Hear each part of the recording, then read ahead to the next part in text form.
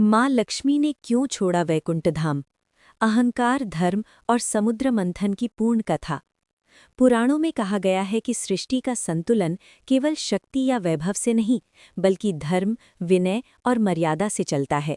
जहाँ धर्म होता है वहाँ श्री का वास होता है, और जहाँ अहंकार जन्म लेता है वहाँ से श्री स्वयं चली जाती हैं।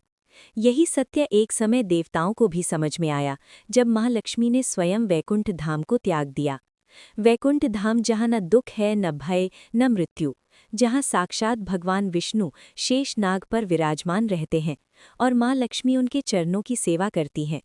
उस दिव्य लोक में सदा आनंद और शांति का वास रहता है। लेकिन समय के चक्र में एक ऐसा क्षण भी आया जब देवताओं के भीतर छिपा हुआ अहंकार जाग उठा। देवताओं ने असुरों पर विजय प्राप्त की थी। इंद्र का सिंहासन और भी शक्तिशाली हो गया था। चारों ओर देवताओं की प्रशंसा होने लगी। इसी बीच एक दिन महर्षि दुर्वासा स्वर्गलोक पधारे। वे तप, तेज और क्रोध के लिए प्रसिद्ध थे। उन्होंने इंद्र को एक दिव्य पुष्पमाला प्रदान की, जो स्वयं माँ लक्ष्मी के आशीर्वाद से युक्त थी। परंतु इंद्र ने उस माला को सम्मानपूर्वक ग्रहण करने के बजाय अपने ऐरावत हाथी के मस्तक पर रख दिया। हाथी ने उसे सूंड से गिरा दिया और पैरों तले कुचल दिया। ये दृश्य देखकर महर्षि दुर्वासा का तपस्वी हृदय क्रोध से भर उठा। उन्होंने देवताओं को श्राप दे दिया कि उनका वैभव, बल और सौभाग्य नष्ट हो जाएगा। ये श्राप केवल स्वर्ग तक सीमित नहीं रहा, इसका प्रभाव तीनों लोकों में फैलने लगा। यज्ञ निष्फल होने लगे, देवताओं का तेज क्षीण होने लगा और पृथ्वी पर भी दरिद्रता का साया छा गया। माँ लक्ष्मी ने ये सब देखा। वे समझ गईं कि ये केवल श्राप का प्रभाव नहीं, बल्कि देवताओं के भीतर जन्मा अहंकार इसका मूल कारण है।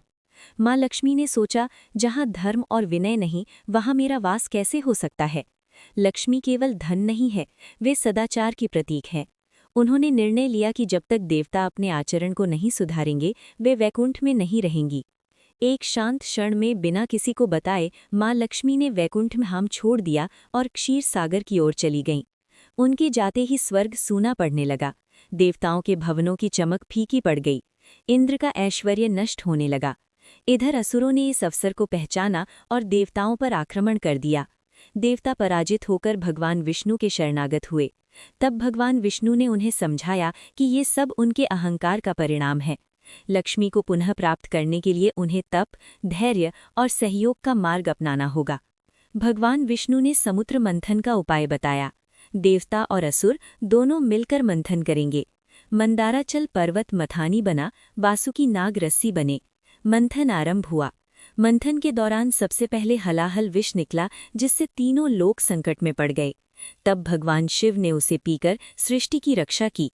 इसके बाद एक एक करके अमृत से पहले अनेक रत्न निकले: कामधेनु, कल्पवृक्ष, ऐरावत, धन्वंतरी। अंततः उसी क्षीर सागर से दिव्य रूप में माँ लक्ष्मी प्रकट हुईं। चारों ओर प्रकाश फैल गया। देवता और असुर सभी नतमस्तक हो गए। माँ लक्ष्मी ने शांत दृष्टि से चारों ओर देखा। उन्होंने देखा कि असुरों में लोभ है और देवताओं में अब पश्चाताप। तब उन्होंने भगवान विष्णु को अपना वर चुना और पुनः उनके चरणों में विराजमान हुई। इस प्रकार माँ लक्ष्मी ने संसार को ये शिक्षा दी कि जहाँ अहंकार होता है वहाँ लक्ष्मी नहीं टिकती। जहाँ धर्म, सेवा और विनय होता है वहीं उनका स्थायी वास होता है। आज भी ये कथा हमें सिखाती है कि केवल धन की पूजा पर्याप्त नहीं, बल्कि आचरण की शुद्धता ही सच्ची समृद्धि है। यदि घर में कलह, अहंकार और अधर्म हो तो लक्ष्मी वहाँ नहीं रुकती, लेकिन जहाँ प्रेम, मर्यादा और धर्म होता है वहाँ वे स्वयं निवास करती हैं।